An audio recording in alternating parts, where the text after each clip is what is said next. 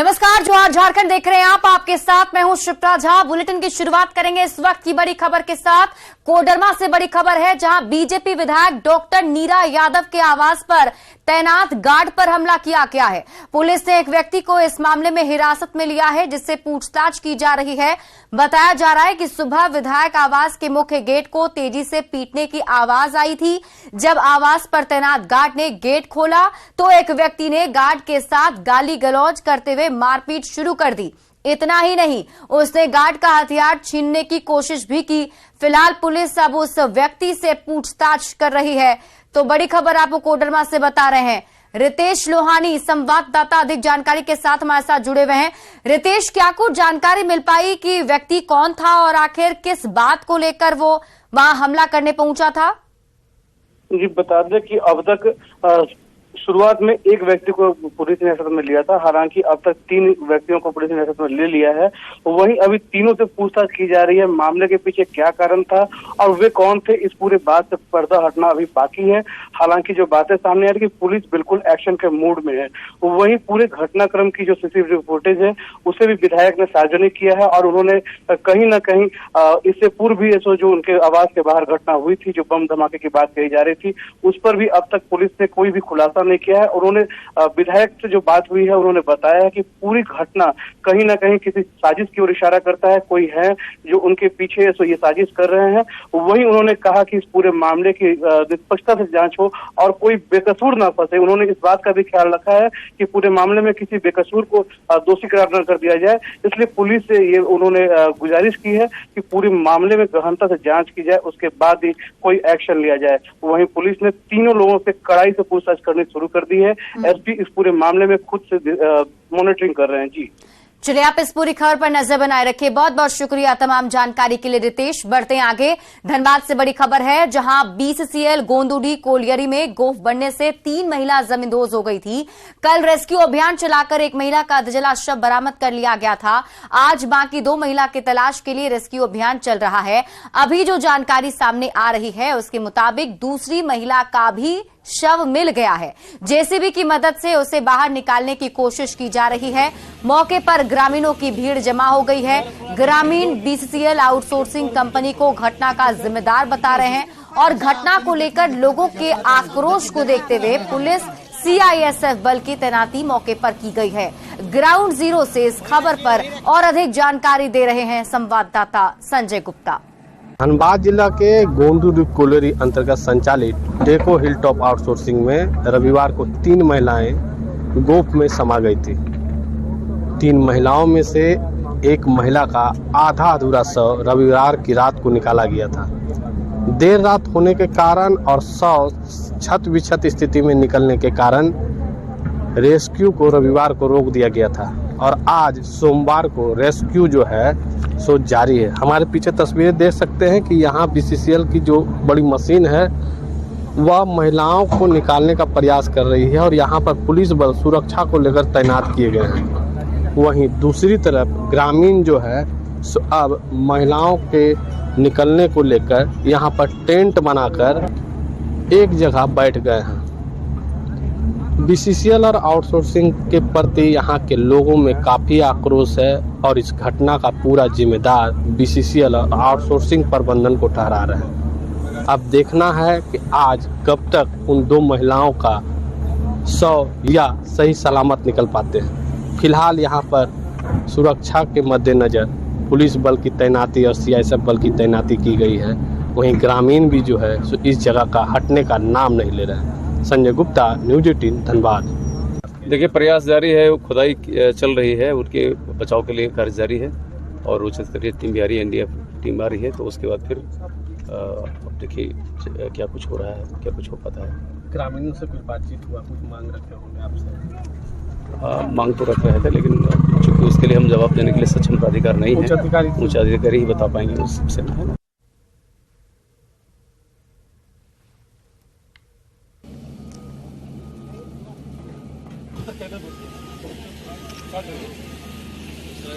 और हमारे साथ संवाददाता संजय गुप्ता अधिक जानकारी के साथ जुड़े हुए हैं। संजय, अब तक 2 महिला का शव बरामद कर लिया गया है। जो दूसरी महिला जिसका शव आज निकाला गया, क्या उनके बारे में कुछ जानकारी मिल पाई? महिला कहां की रहने वाली हैं, और तीसरी जो शव निकालने की कोशिश की जा रही है, क्या लगता है कितना वक्त अभी लग पाएगा? फिलहाल तो कल से जो रेस्क्यू जारी था उसमें से 2 शव का अभी जो शव निकला उसका नाम परवा देवी है, और उनके परिजनों में भी पहचान कर ली है। जो सारी पानी हुई थी उससे जो है यहाँ के परिजन जो है वो पहचान कर ली है। तीनों महिला जो है कि नीचे धोबी कोली सूर्या क्षेत्र की रहने वाली थी, और कल से ही यहाँ पर बचाव कार्य को लेकर बीसीसी जिला प्रशासन की टीम लगी हुई थी। कल की रात बहुत अधिक हो गई थी और शव जो है जो बड़े मशीन थे उसके बॉकर से छत में हो रहे थे, इसके कारण इसको रोक दिया गया था। आज लंबी संघर्ष के बाद जो है तो बॉडी को निकाला गया है, और बॉडी को निकाल कर फिलहाल जो परिजन और हैं उनके सामने ले जाया गया। उसके बाद उस शव को जो है तो पोस्टमार्टम के लिए ले जाया जाएगा। फिलहाल यहाँ पर ग्रामीणों की जो भीड़ डटी हुई है वो कहीं न कहीं एक आक्रोश है लोगों में, और लोग जो है डिजिटल आउटसोर्सिंग को इस घटना का जिम्मेवार ठहरा रहे हैं, और यही कारण है कि यहाँ पर भारी संख्या में पुलिस के साथ सियासत बल की तैनाती की गई है, क्योंकि संभावना है कि जिस तरीके से लंबी देर तक ये रेस्क्यू चला है और उसके बाद जो है सही सलामत महिला नहीं निकल पाई है, और जो तीसरा शव जो महिला तभी आशंका यही जताई जा रही है कि अब वो भी जिंदा नहीं होगी, और यही कारण है कि यहाँ के लोगों में काफी आक्रोश है। लेकिन सुरक्षा को मद्देनजर यहाँ पर पूरी टीम तैनात है। बीसीसीएल के अधिकारी और आउटसोर्सिंग जो प्रबंधन है उनसे मुआवजा की मांग यहाँ के ग्रामीण और इनके परिजन कर रहे हैं। चलिए, बहुत बहुत शुक्रिया तमाम जानकारी के लिए संजय। बढ़ते हैं आगे और अगली बड़ी खबर आपको सिमडेगा से बता दें, जहां पत्थर से कूचकर एक व्यक्ति की हत्या का सनसनीखेज मामला सामने आया है। घटना जलडेगा थाना क्षेत्र की है। जानकारी के अनुसार बड़की टांगर में पत्थर से कूचकर मंगल बगवाड़ नाम के व्यक्ति की हत्या अज्ञात अपराधियों ने कर दी। बताया गया कि मंगल रविवार को बाजार गया था लेकिन घर नहीं लौटा। परिवार वालों ने जब खोजबीन की तो उसका शव बरामद किया गया। शव के पास खून लगा एक पत्थर भी बरामद हुआ है, जिसे देखकर अंदाजा लगाया जा रहा है कि इसी पत्थर से कूचकर उसकी हत्या की गई है।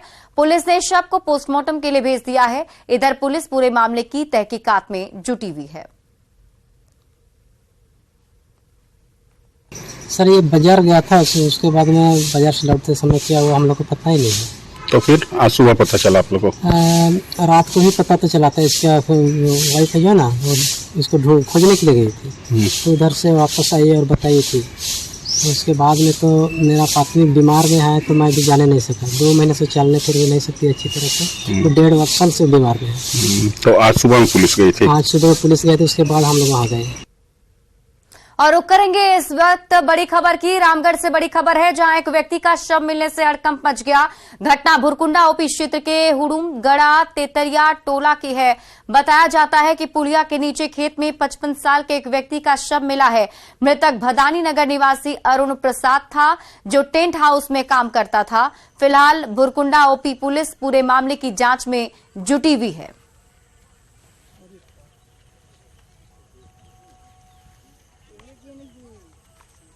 तो रामगढ़ से आपको ये बड़ी खबर बता रहे हैं, जहां एक व्यक्ति का शव बरामद किया गया है। व्यक्ति के शव मिलने के बाद से पूरे इलाके में हड़कंप मचा हुआ है, और फिलहाल पुलिस की टीम ने शव को कब्जे में लेकर पोस्टमार्टम के लिए भेज दिया है और आगे की कार्रवाई में जुट चुकी है। हत्या आखिर किस वजह से की गई है, किन लोगों ने की है, इसकी जानकारी जुटाने की कोशिश पुलिस की टीम की तरफ से की जा रही है। बताया जा रहा है कि मृतक टेंट हाउस में काम करता था। भुरकुंडा ओपी क्षेत्र की ये पूरी घटना बताई जा रही है, जहां शव बरामद किया गया है। शव मिलने के बाद से पूरे इलाके में हड़कंप मच गया। लोगों के बीच अफरा तफरी का माहौल भी बना रहा। हालांकि पुलिस ने शव को कब्जे में लेकर पोस्टमार्टम के लिए भेज दिया है। मृतक का नाम अरुण प्रसाद बताया जा रहा है, जो टेंट हाउस में काम करता था। बढ़ते हैं आगे और इस वक्त की बड़ी खबर आपको बता दें, सीएम हेमंत सोरेन से जुड़ी बड़ी खबर सामने आ रही है। सुप्रीम कोर्ट का सुनवाई से इनकार कर दिया गया है। हेमंत सोरेन को हाई कोर्ट जाने को कहा गया है। तो इस वक्त की बड़ी खबर आपको बता दें, सीएम हेमंत सोरेन की तरफ से जो याचिका दायर की गई थी सुप्रीम कोर्ट में, उस पर सुनवाई से इनकार कर दिया है सुप्रीम कोर्ट ने और हाई कोर्ट जाने को कहा है। सीएम सोरेन के वकील ने याचिका वापस ली और ईडी के समन को लेकर ये चुनौती दी गई थी सुप्रीम कोर्ट में। आपको बता दें कि अब तक ईडी 4 बार समन भेज चुका है। जमीन घोटाला से जुड़ा यह पूरा मामला है। सुशील पांडे हमारे सहयोगी अधिक जानकारी के साथ जुड़े हुए हैं। सुशील, अब सुनवाई से इनकार कर दिया है सुप्रीम कोर्ट ने, तो अब मामला हाईकोर्ट जाएगा। जी बिल्कुल, देखिए साफ तौर से झारखंड के जो मुख्यमंत्री हेमंत सोरेन, उनको फिलहाल सुप्रीम कोर्ट से कोई राहत नहीं मिली है। हालांकि इस पूरी याचिका पर सुप्रीम कोर्ट ने सुनवाई से मना कर दिया है, लेकिन सुप्रीम कोर्ट ने फिलहाल उनको ये कहा है कि वो हाई कोर्ट में अप्रोच करें। तो निश्चित रूप से सुप्रीम कोर्ट में जो हेमंत सोरेन के द्वारा याचिका दाखिल की गई थी उसको फिलहाल वापस ले लिया गया है और अब हेमंत सोरेन कभी भी हाई कोर्ट का दरवाजा खटखटा सकते हैं ईडी के समन के खिलाफ। हालांकि सुप्रीम कोर्ट में जिस उम्मीद को पहुंचे थे कि सुप्रीम कोर्ट ईडी के द्वारा जो समन जारी किया गया है उस पर रोक लगाया है, लेकिन सुप्रीम कोर्ट ने उनको हाई कोर्ट में अपील करने की नसीहत दी है। अब ऐसे में कहीं ना कहीं जिस राहत की उम्मीद से हेमंत सोरेन सुप्रीम कोर्ट पहुंचे थे वो फिलहाल उनको पूरी नहीं हुई और वैसे में वो हाई कोर्ट में अर्जी दाखिल करेंगे और जो मांग उन्होंने सुप्रीम कोर्ट से की थी वही मांग वो हाई कोर्ट से भी करेंगे। चलिए, बहुत बहुत शुक्रिया तमाम जानकारी के लिए सुशील। बढ़ते हैं आगे। कांग्रेस के प्रदेश कार्यकारी अध्यक्ष बंधु तिर्की ने ईडी की तरफ से सीएम हेमंत सोरेन को चौथा समन भेजे जाने के बाद बीजेपी पर निशाना साधा है। बंधु तिर्की ने कहा है कि राज्य सरकार को बदनाम करने के लिए ऐसा किया जा रहा है। राज्य सरकार के गठन के बाद से ही बीजेपी सरकार गिराने को लेकर लगातार प्रयास कर रही है। ये राजनीतिक से प्रेरित मैंने ये तरह कदम है, आपको बता रहा है। ऐसा इसलिए कि जब ऑलरेडी माननीय मुख्यमंत्री जी सुप्रीम कोर्ट में ये किए हैं तो फिर सम्मन के ऊपर सम्मन, मैंने इस तरह से कहा जाए कि ये एक तरफ से उनको मुख्यमंत्री का मनोबल को तोड़ने के जैसा है पूरा। दूसरी बात मैं कहना चाहूंगा कि आदिवासी मुख्यमंत्री है, इनको डेमोरलाइज करना ये भारतीय जनता पार्टी का शुरू से उनका फितरत में रहा है। आप ये बात को मैं लगातार कहते आया हूं और आप जानते हैं कि इतना थंपिंग मेजोरिटी में सरकार है, इस सरकार को गिराने के लिए पूरा डे 1 से भारतीय जनता पार्टी, चूंकि इनके हाथ से झारखंड का निकल जाना ये पचा नहीं पाया। इधर मुख्यमंत्री हेमंत सोरेन के रिट पिटीशन पर सुप्रीम कोर्ट में होने वाली सुनवाई के बीच अब राजनीति भी तेज हो गई है। जेएमएम और कांग्रेस जहां केंद्र सरकार पर हमलावर है, तो वहीं बीजेपी ने सीएम को ईडी कार्यालय जाकर अपनी बात रखने की नसीहत दी है। देखिए, हम लोग उम्मीद कर सकते हैं जो हालात पिछले 3-3.5 वर्षों में केंद्र की सरकार का झारखंड के प्रति रहा है, झारखंड सरकार के प्रति रहा, यह हमारे जो सबसे लोकप्रिय नेता हैं पूरे देश के हेमंत सोरेन के प्रति रहा, तो ये स्वाभाविक है। जो उनका चरित्र है वो राजनीतिक रूप से लड़ाई नहीं लड़ पाते, उनका जनाधार छीन हो रहा है, कमजोर हो रहे हैं वो राजनीतिक रूप से। तो अपने विरोधियों को परास्त करने का एक तरीका उनको लगता है कि हम संवैधानिक संस्थाओं के माध्यम से कमजोर कर पाएंगे या परेशान या प्रताड़ित कर पाएंगे, लेकिन उनको ये भूल है।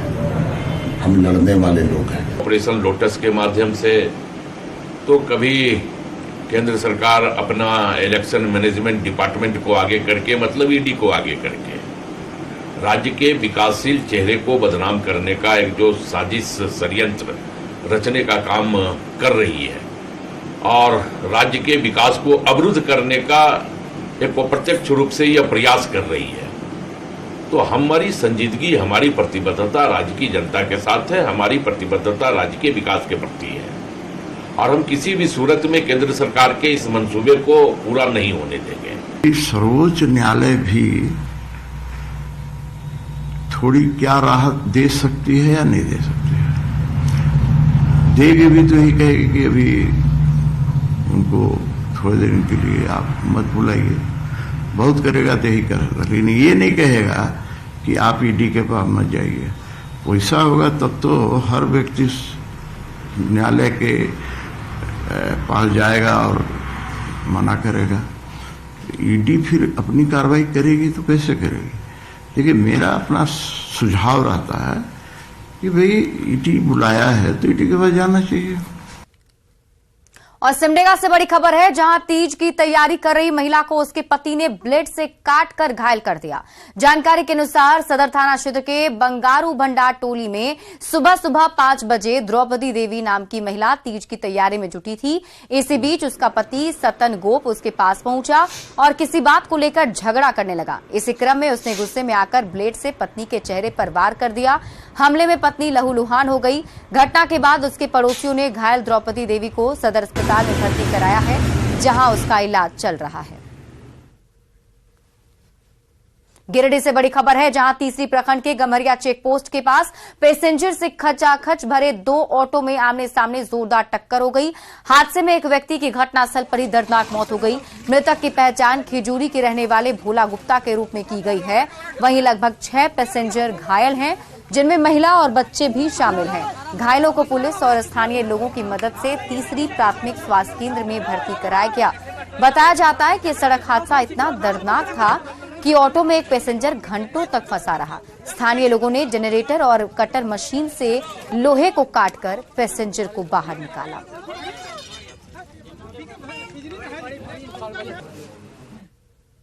रामगढ़ के गोला वन क्षेत्र के नवाडी चौकड़बेड़ा में झुंड से बिछड़े 2 हाथियों ने खूब उत्पात मचाया है। हाथियों ने किसानों के खेतों में लगे मकई, बादाम और धान की फसल को रौंद डाला और उसे चट कर गए। गांव में हाथियों के आने से ग्रामीण दहशत में है। वन विभाग को भी इसकी सूचना दे दी गई है। इधर किसानों ने मुआवजे की मांग की है।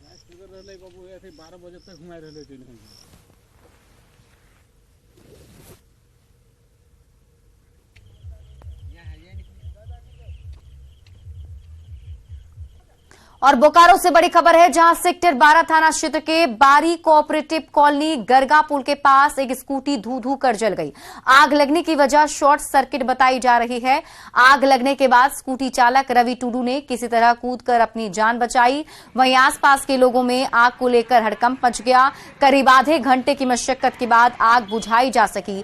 चालक रवि टुडू ने बताया कि स्कूटी खराब हो गई थी। स्कूटी गैरेज में बनाने के लिए ले जाने के दौरान ही ये हादसा हो गया।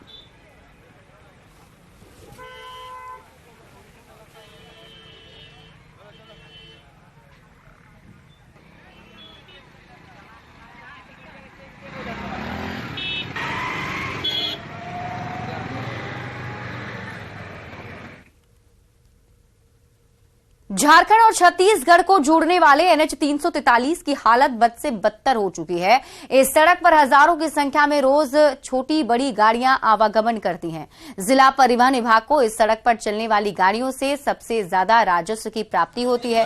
इसके बावजूद सड़क बदहाल है। स्थानीय लोगों और जेएमएम के पहल पर 2 बार इन गड्ढों को भरवाया गया, लेकिन इसका स्थायी समाधान अब तक नहीं हो सका है, जिसको लेकर लोगों में काफी आक्रोश है। इधर आक्रोशित ग्रामीणों ने गड्ढे में धान रोपनी कर सरकार के खिलाफ विरोध जताया।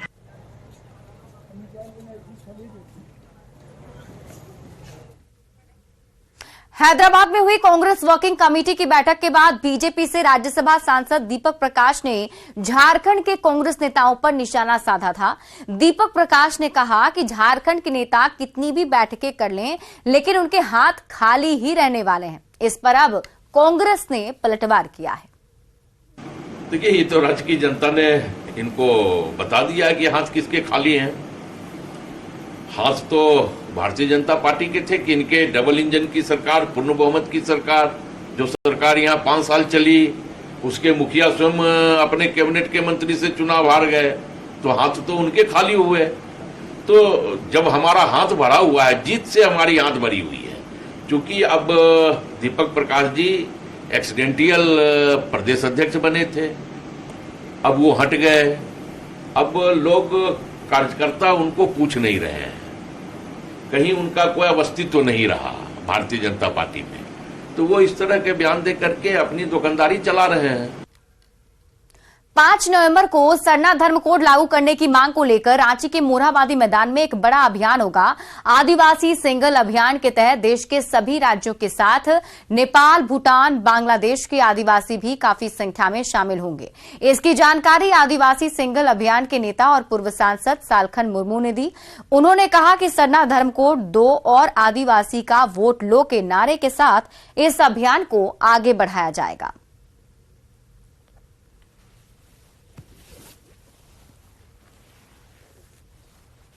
हम लोग के सामने एक बहुत बड़ा मांग है सरना धर्म कोड का, चूँकि अधिसंख्यक आदिवासी प्रकृति पूजक हैं, हम लोग हिंदू मुसलमान ईसाई नहीं हैं, लेकिन जोर जबरदस्ती हमको धार्मिक मान्यता सरना धर्म का नहीं मिलने से कोई हिंदू बना रहा है, कोई क्रिश्चियन बना रहा है। तो 5 नवंबर 2023 को हम लोग रांची के मोराबादी मैदान में देश और दुनिया मतलब नेपाल, भूटान, बांग्लादेश से भी आदिवासी जमा होंगे।